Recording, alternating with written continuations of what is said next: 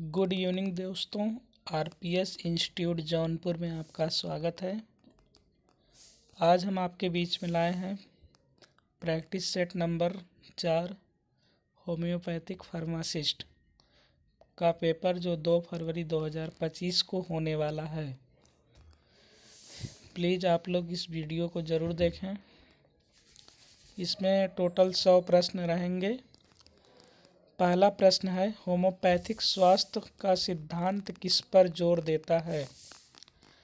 तो इसमें B option सही होगा हमारा, मन, शरीर और आत्मा का संतुलन। अगला प्रश्न है, नीचे दिए गए में से कौन सा स्वास्थ्य का निर्धारण करने वाला कारक माना जाता है?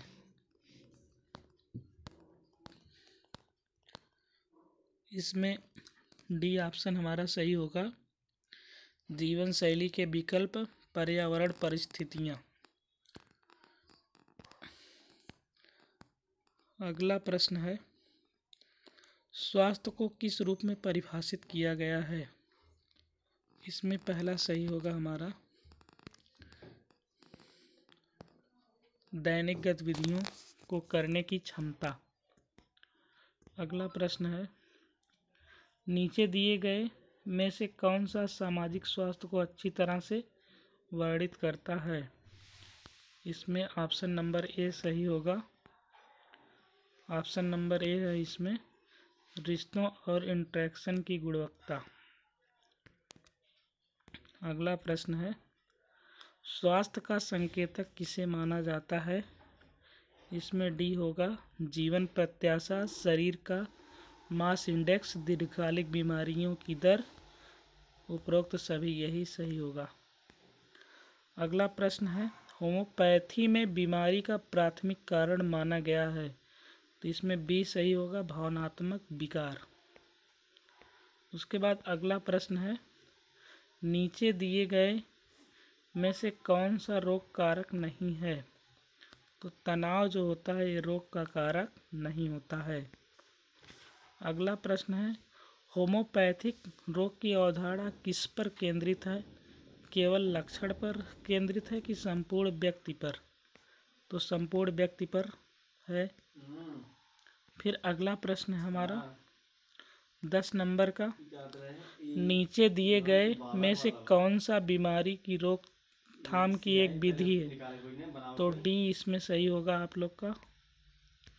फिर उसके बाद 11 नंबर का प्रश्न है, मानसिक स्वास्थ्य निर्धारित करने में कौन सा कारक महत्वपूर्ण होता है? तो इसमें सामाजिक समर्थन, आहार, शारीरिक स्वास्थ्य। उपरोक्त सभी सही होगा। अगला प्रश्न है हमारा, स्वास्थ्य संवर्धन का प्राथमिक लक्ष्य क्या है? तो इसमें डी सही है, बीमारियों का उपचार होगा, बीमारियों की रोकथाम करना, स्वास्थ्य जागरूकता को बढ़ाना। अगला प्रश्न है 13 नंबर का, होम्योपैथिक शब्द जीवित शक्ति किस पर संदर्भित है? तो सी ऑप्शन इसमें सही होगा, स्वाभाविक उपचार क्षमता। अगला प्रश्न है हमारा 14 नंबर का, कौन सा संकेतक सामुदायिक स्वास्थ्य का आकलन करने के लिए उपयोग किया जाता है? तो इसमें ए सही है, मृत्यु की दर। 15 नंबर का प्रश्न है, होम्योपैथी में स्वास्थ्य शिक्षा का ध्यान किस पर है? तो इसमें डी सही होगा, उपरोक्त सभी पर। फिर 16 नंबर का प्रश्न है हमारा, संतुलित आहार क्या है? संतुलित आहार क्या है? इसमें बी सही है, एक आहार जिसमें सभी पोषक तत्व उपस्थित हों। 17 नंबर का प्रश्न है, नीचे दिए गए में से कौन सा विटामिन सी का प्राकृतिक स्रोत है? तो इसमें बी सही होगा, खट्टे फल में क्या होता है, विटामिन सी पाया जाता है। इसका रासायनिक नाम एस्कॉर्बिक एसिड होता है। अगला प्रश्न है, शरीर में प्रोटीन का मुख्य कार्य क्या है?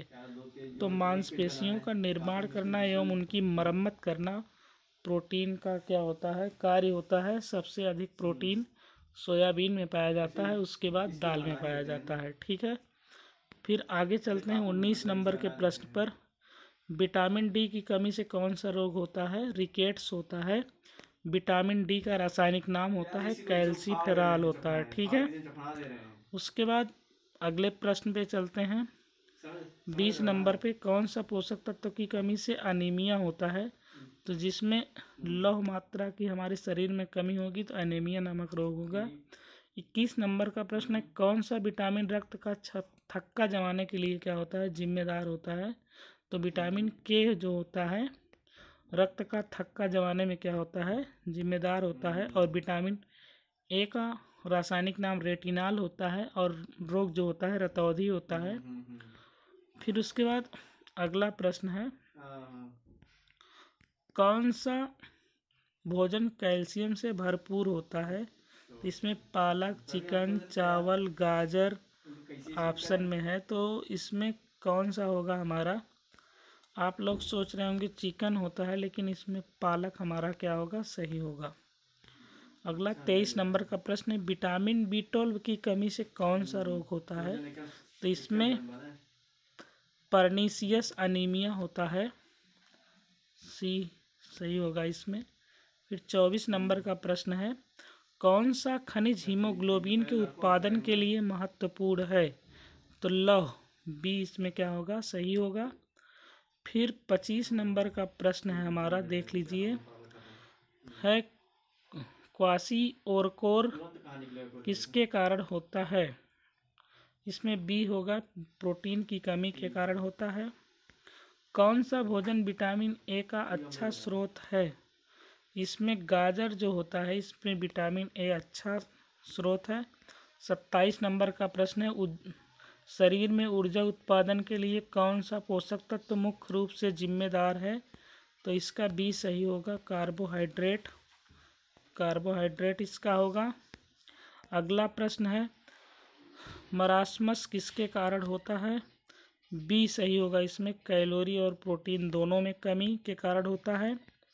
किस विटामिन कमी से रतौंधी होता है? तो विटामिन ए की कमी से रतौंधी होता है।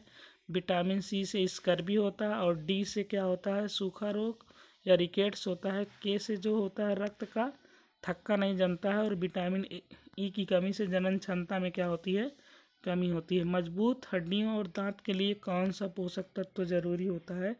तो इसमें कैल्शियम होगा। फिर अगला प्रश्न है, ग्रामीण क्षेत्रों में जल आपूर्ति का प्राथमिक स्रोत क्या है? तो इसमें बोरिंग या बोरवेल होता है।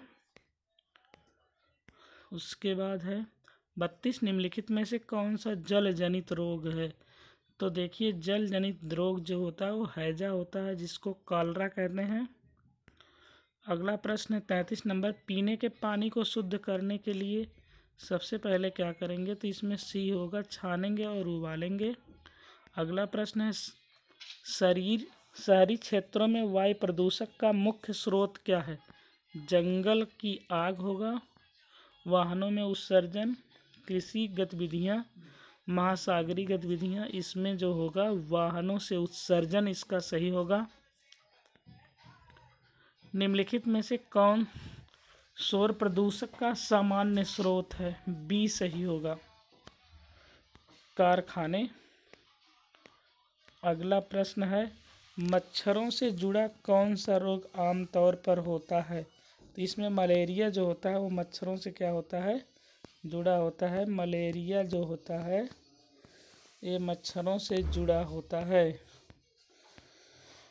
उसके बाद 37 नंबर का है, निम्नलिखित में से कौन सा ठोस अपशिष्ट निपटान की एक विधि है? तो इसमें दहन जो होगा वो सही होगा। फिर कौन सा रोग चूहों से फैलता है? तो प्लेग नामक रोग चूहों से क्या होता है, फैलता है। उसके बाद अगला प्रश्न है 39 नंबर का, किस प्रकार का प्रकाश प्रदूषण तारों की दृश्यता को प्रभावित करती हैं? आकाश का चमकना, ये इसमें सही होगा। निम्नलिखित में से कौन सा आर्थ्रोपोडा जनित रोग है? तो इसमें डेंगू जो होता है ये आर्थ्रोपोडा जनित रोग है। चूहों से फैलने वाले रोगों को नियंत्रित करने का सबसे सामान्य तरीका क्या है? तो इसमें कीटों पर अगर आप नियंत्रण करेंगे तो चूहा से फैलने वाला रोग नहीं होगा। कौन सी गैस वायु प्रदूषक में प्रमुख योगदान देती है? तो इसमें बी सही होगा, कार्बन मोनोऑक्साइड। अगला प्रश्न है हमारा, पानी को कीटाणु रहित बनाने के लिए कौन सी विधि आमतौर पर उपयोग की जाती है? तो इसमें क्लोरीकरण इसमें सही होगा। अगला प्रश्न है, निम्नलिखित में से कौन सा रोग दूषित पानी पीने से होता है? तो इसमें टाइफाइड जो होता है दूषित पानी से पीने से होता है। और निम्नलिखित में से कौन जल प्रदूषक की सामान्य स्रोत हैं? इसमें उपरोक्त सभी होगा। उसके बाद अगला प्रश्न है, हैजा किससे फैलता है? तो हैजा जो होता है दूषित पानी या भोजन के सेवन से हैजा फैलता है। टीबी का संचरण का तरीका क्या है? श्वास द्वारा टीबी व्यक्तियों को होता है। अगला प्रश्न है 50 नंबर का, कौन सा संक्रमण दूषित भोजन के माध्यम से फैलता है? तो आंत्र ज्वर। फिर उसके बाद अगले प्रश्न में चलते हैं हम, निम्नलिखित में कौन सा यौन संचारित रोग है? तो इसमें सुजाग जो होता है यौन संचारित रोग है, जैसे सुजाग, गोनेरिया, सिफिलिस, ये सब कैसे रोग हैं? यौन संचारित रोग होते हैं। अगला प्रश्न है हमारा, पोलियोमाइलाइटिस का कारण क्या है? इसमें वायरस होगा। वायरस की खोज इवानोवास्की ने किया है। रेबीज कैसे फैलता है? तो कुत्तों के काटने से या पशुओं के काटने से व्यक्तियों को रेबीज नामक रोग होता है। रेबीज नामक रोग में हमको भ्रम जैसी स्थिति उत्पन्न होती है, पानी को देखने पर हमको डर लगता है, ऐसी परिस्थिति उत्पन्न होती है।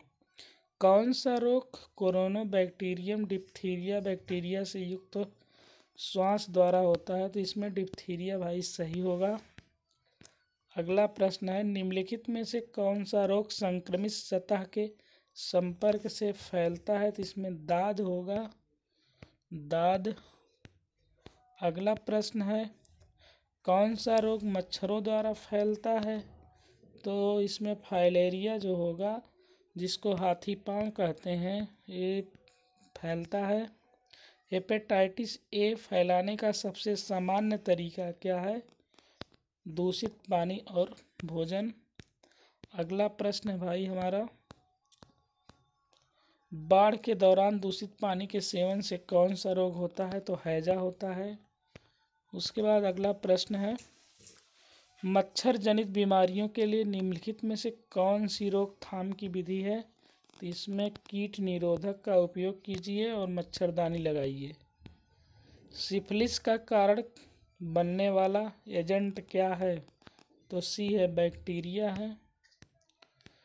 एड्स के फैलाने का प्राथमिक तरीका क्या है भाई? तो यौन संपर्क और रक्त संक्रमण से एड्स फैलता है। सैलून में जाइए तो ब्लेड चेक करके दाढ़ी बनवाइए पहले।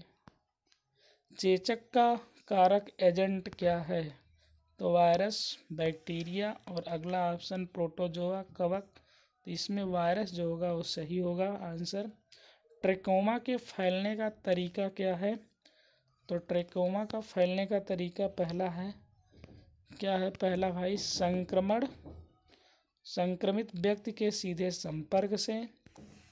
अगला प्रश्न है, संक्रमित कुत्ते के काटने से कौन सा रोग फैलता है? तो रेबीज फैलता है भाई। अगला प्रश्न है, खाद्य विषाक्त को रोकने का प्राथमिक तरीका क्या है? तो सही भोजन, स्वच्छता और संभालना, ये सही होगा। फिर उसके बाद अगला प्रश्न है हमारा, निम्नलिखित में कौन सी एक गैर संक्रामक रोग एनसीडी है? तो जो मधुमेह होता है ये गैर संक्रामक है। अगला प्रश्न है हमारा, निम्नलिखित में से कौन सा गैर संक्रामक रोगों के लिए एक प्रमुख जोखिम है? तो शारीरिक निष्क्रियता सही होगा। अगला प्रश्न है, वयस्कों में गैर संक्रामक रोग के कारण अंधापन प्राथमिक कारण क्या है? इसमें मोतियाबिंद होगा। फिर अगला प्रश्न है, कैंसर का मुख्य कारण क्या है भाई? तो बी, आनुवांशिक उत्परिवर्तन और जीवन शैली कारक। निम्नलिखित में से कौन हृदय रोगों के लिए अपरिवर्तनीय जोखिम का कारक है? तो इसमें आयु सही होगा। फिर मोतियाबिंद के कारण अंधेपन की रोकथाम के लिए सबसे अच्छा उपाय क्या है? तो सबसे अच्छा उपाय है कि आप सर्जरी करवा लीजिए तो ठीक हो जाएगा। कौन सा आहार मधुमेह और हृदय रोग जैसे गैर संक्रामक रोगों की रोकथाम में मदद करता है? फल और संतुलित भोजन। फिर उसके बाद मधुमेह का एक सामान्य प्रारंभिक लक्षण क्या है? तो बी सही होगा, बार बार पेशाब आना। ये मधुमेह या शुगर का क्या है? एक लक्षण है। और अगला प्रश्न है निम्नलिखित में कौन सा जीवन शैली परिवर्तन गैर संक्रामक रोगों के जोखिम को कम करने में मदद करता है? तो बी सही होगा, शारीरिक गतिविधि को बढ़ाना। फिर उसके बाद एपिडेमियोलॉजी का मुख्य उद्देश्य क्या है? तो बी है। देखिए अगला प्रश्न है हमारा, निम्नलिखित में कौन सा प्राथमिक रोग का उदाहरण है? तो टीकाकरण है। उसके बाद 78 नंबर का है, टीकाकरण के पीछे का सिद्धांत क्या है? तो ये सही होगा, शरीर के अंदर रोगजनक को मारना। अगला प्रश्न है हमारा, निम्नलिखित में कौन सा एक कारक जीवित कमजोर टीका का उदाहरण है? इसमें BCG सही होगा। 80 नंबर पर झुंड प्रतिरक्षा हार्ड इम्यूनिटी क्या है? तो हार्ड इम्यूनिटी इसमें बी ऑप्शन हमारा क्या होगा? सही है। आप लोग भी देख लीजिए। उसके बाद 81 नंबर का प्रश्न है, रोग नियंत्रण में एपिडेमियोलॉजी की क्या भूमिका है? इसमें बी सही है, जोखिम कारकों की पहचान करना और प्रकोप को नियंत्रित करना। उसके बाद अगला प्रश्न है, जन्म के समय कौन सा टीकाकरण अनुशंसित है? तो जन्म के समय जो होता है वो BCG का जो टीका होता है वही क्या होता है? अनुशंसित होता है, जो हेपेटाइटिस का भी होता है। रोग की रोकथाम का प्राथमिक तरीका क्या है? तो टीकाकरण है भैया। उसके बाद 85 नंबर का प्रश्न है, एपिडेमियोलॉजिकल ट्रायड का उद्देश्य क्या है? इसका ए सही होगा, कारक होस्ट और पर्यावरण के बीच बातचीत का वर्णन। फिर 86 नंबर का प्रश्न है, कीटाणु शोधन का मुख्य उद्देश्य क्या है? सभी सूक्ष्म जीवों को मारना। ठीक है, इसमें बी ऑप्शन जो होगा वही सही होगा, हानिकारक सूक्ष्म जीवों के सुरक्षित स्तर तक कम करना। अगला प्रश्न है, निम्नलिखित में कौन सा रासायनिक कीटाणुनाशक का उदाहरण है? तो बी सही होगा, क्लोरीन ब्लीच। अगला प्रश्न है, कौन सा कीटाणुनाशक पीने के पानी की कीटाणु शोधन के लिए सामान्यतः उपयोग किया जाता है? तो बी इसका सही होगा, क्लोरीन। अल्कोहल किस प्रकार का कीटाणुनाशक माना जाता है? तो सी सही होगा, मध्य स्तरीय कीटाणुनाशक। फिर उसके बाद अगला प्रश्न है हमारा, स्वास्थ्य सेवा में लिनन की कीटाणु शोधन के लिए अनुशंसित कीटाणुनाशक क्या है? तो इसमें बी सही होगा, क्लोरीन बीच। फिर उसके बाद 91 नंबर का प्रश्न है, चिकित्सा सुविधाओं में मूत्र की कीटाणु रहित करने के लिए कौन सा तरीका उपयुक्त है? तो बी सही है, क्लोरीनीकरण। अगला है, 92 निम्नलिखित में कौन सी बीमारी कमरे को कीटाणु रहित करने में सबसे प्रभावी होता है? तो UV विकिरण जो होता है यही सही होगा। हानिकारक सूक्ष्मजीवों को हटाने की प्रक्रिया क्या कहलाती है? कीटाणु शोधन कहलाती है। फिर उसके बाद स्वास्थ्य सेवा में फर्श की सफाई के लिए सबसे उपयुक्त कीटाणुनाशक क्या है? सोडियम हाइपोक्लोराइट जो होगा ये सही होगा। अगला प्रश्न है हमारा, चिकित्सा सुविधाओं में मल की कीटाणु शोधन के लिए कौन सा कीटाणुनाशक सबसे प्रभावी होगा? तो क्लोरीन क्या होगा? प्रभावी होगा। जनसांख्यिकी चक्र क्या है? इसका सही ऑप्शन जो होगा वो ए होगा, जनसंख्या वृद्धि के चरण। फिर 97 है, निम्नलिखित में कौन सा प्राकृतिक परिवार नियोजन विधि है? तो इसमें सी होगा, उपजाऊता जागरूकता विधि। 98 है भाई, भारत में सबसे अधिक उपयोग की जाने वाली गर्भ निरोधक विधि क्या है? तो पहला नसबंदी है। उसके बाद अगला प्रश्न है हमारा, कौन सी गर्भ निरोधक विधि यौन संचारित संक्रमणों या STI से बचाव करती है? तो बी इसमें सही होगा, कंडोम। उसके बाद 100 नंबर का है, निम्नलिखित में से कौन सी हार्मोनल गर्भ निरोधक विधि है? तो इसमें सी सही होगा, मौखिक गर्भ निरोधक। उसके बाद 102 नंबर का प्रश्न है,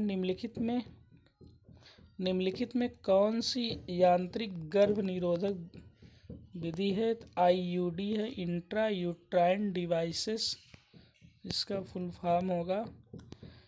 भीड़ भाड़ का एक प्रमुख प्रभाव क्या है? इस बीमारियों, प्रदूषण, संसाधनों में वृद्धि इसमें सही होगा, या बीमारियों का तेजी से फैलना, यही सही होगा। आपातकालीन गर्भ निरोधक के लिए कौन सी विधि सबसे प्रभावी होती है? तो बी सही होगी, तांबे की IUD।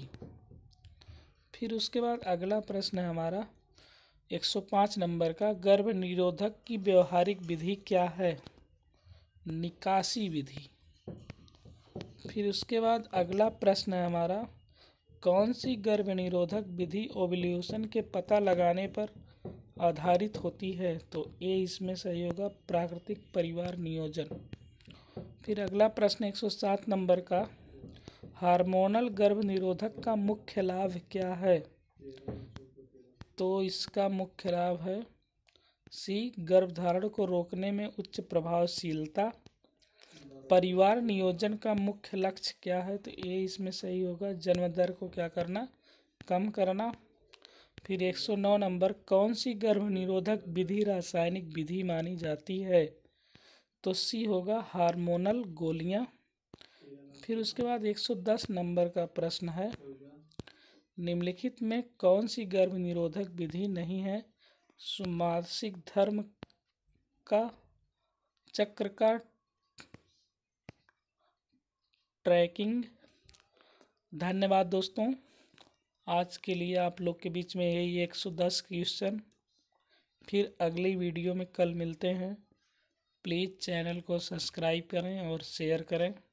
इसी तरह से प्रतिदिन आपको वीडियो मिलती रहेंगी। धन्यवाद आप लोगों को।